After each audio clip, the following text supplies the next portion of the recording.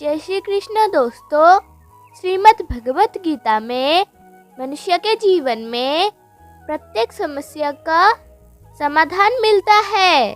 भगवत गीता ऐसे प्रेरणादायक संदेशों का महासागर है जो जीवन से निराश मनुष्य को आशाओं से भर देती है।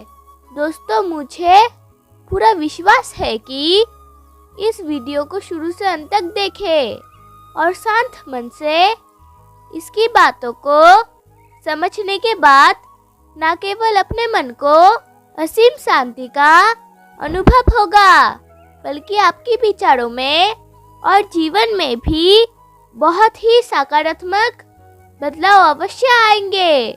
मैं ये गारंटी के साथ कह सकता हूँ कि जो कोई भी इस गीता सार को पूरा अंत तक सुनेगा और इस ज्ञान को अपने जीवनों में उतारेगा, उसे अपनी हर समस्या का, हर परेशानी का समाधान अवश्य मिलेगा। उसे वो सब कुछ मिलेगा जो वो पाना चाहते हैं। इसलिए इस भगवत गीता सार को आप हर रोज सुबह, रात में सोने से पहले अवश्य सुने। गीता का ज्ञान, जीवन की पहचान। रोजाना श्री कृष्ण की प्रेरणादायक बातें सुनने के लिए चैनल को लाइक करें, सब्सक्राइब करें और घंटी को दबाइए ताकि हर नई प्रेरणादायक वीडियो सबसे पहले आप तक पहुंच सके। तो चलो दोस्तों, बिना देरी किए शुरू करते हैं। श्री कृष्ण कहते हैं, जब रिश्ते रुलाने लगे तो समझ लेना अब वक्त है खुद से मिलने का, क्योंकि जब अपनों से दर्द मिले तो ऊपर वाला चाहते हैं कि तुम अब अपने बनो। जिसने तुम्हें रुलाया शायद वो तुम्हारा सबक था, लेकिन जो आंसुओं में भी तुम्हें समझेगा वो तुम्हारा सच होगा। ये मत सोचो कि एक महीने या एक साल में क्या हो सकता है, बल्कि ये सोचो कि हर घंटों में क्या हो सकता है। ये जीवन है भाई, यहाँ लोग बदलते हैं, वक्त बदलते हैं, पर कर्म का फल कभी नहीं बदलता। आज नहीं तो कल मिलेगा, पर मिलेगा जरूर। तुम बस चलते रहो, धीरे धीरे, चुपचाप, मन में श्री कृष्ण का नाम लेते हुए, क्योंकि सबसे बड़ी शक्ति ताकतवर शरीर में नहीं होती, वो होती है धैर्य में, शांति में, भरोसे में। जो आज गिरा है कल ऊंचाई छू सकता है। जो आज संघर्ष में है वो कल मिसाल बन सकते हैं, और जो आज अकेला चल रहा है कल उसके पीछे भीड़ होगी। और याद रखना, ये सब होगा तब जब तुम खुद पर विश्वास करोगे, जब तुम शांत रहोगे, जब तुम कर्म करोगे बिना फल की चिंता किए, क्योंकि श्री कृष्ण ने कहा है, कर्म कर, फल की इच्छा मत कर। आज जो थका हुआ है कल वो ही सबसे तेज दौड़ेगा।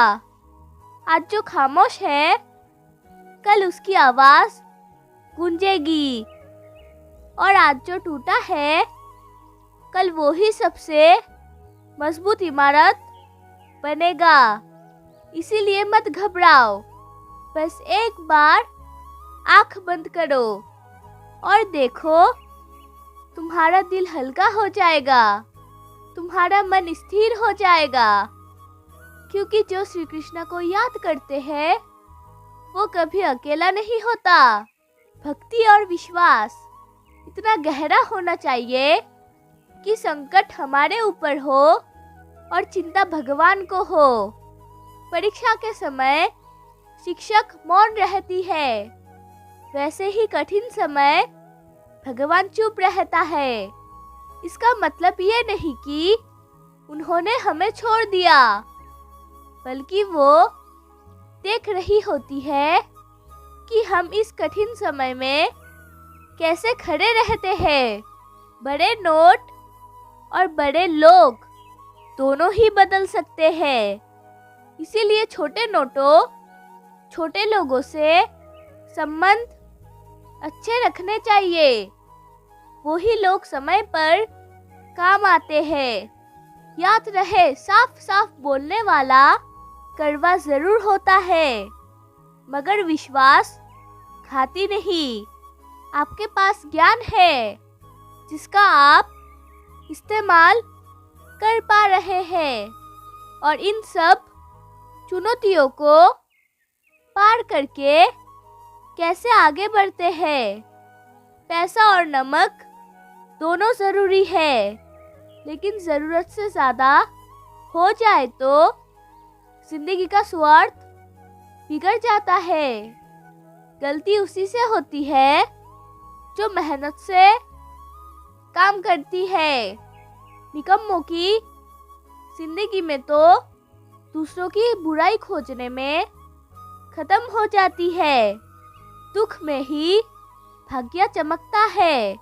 ये केवल शब्द नहीं है, ये श्री कृष्ण की उस गहराई से निकली हुई बानी है जो अंधेरे में भी दीपक जलाती है।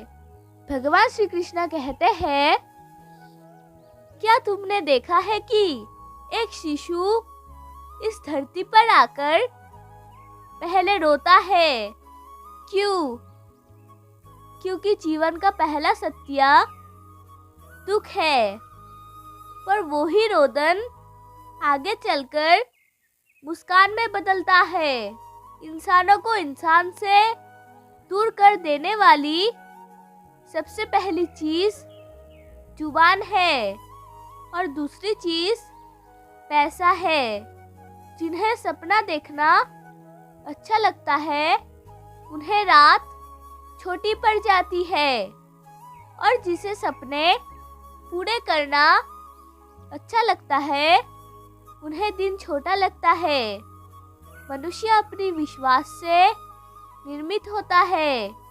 जैसा वो विश्वास करता है, वैसा ही बन जाता है। हर इंसान में कोई ना कोई प्रतिभा जरूर होती है, पर लोग अक्सर उसे दूसरे जैसा बनने में नष्ट कर देते हैं। किसी की आदत दिखनी है तो उसे इज्जत, किसी की अगर फितरत दिखनी है तो उसे आज़ादी दो। श्री कृष्ण कहते हैं, जिसे दुख का अनुभव नहीं, वो सुख को जान ही नहीं सकता। दुख हमारे जीवन में इसलिए आता है ताकि हम जगे, देखे, सोचे और भीतर उतरे।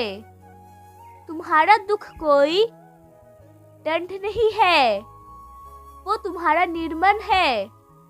जैसे कोई मूर्तिकार पत्थर पर चोट करते हैं, वैसे ही भगवान हमारे जीवन में दुख देकर हमें आकार देते हैं।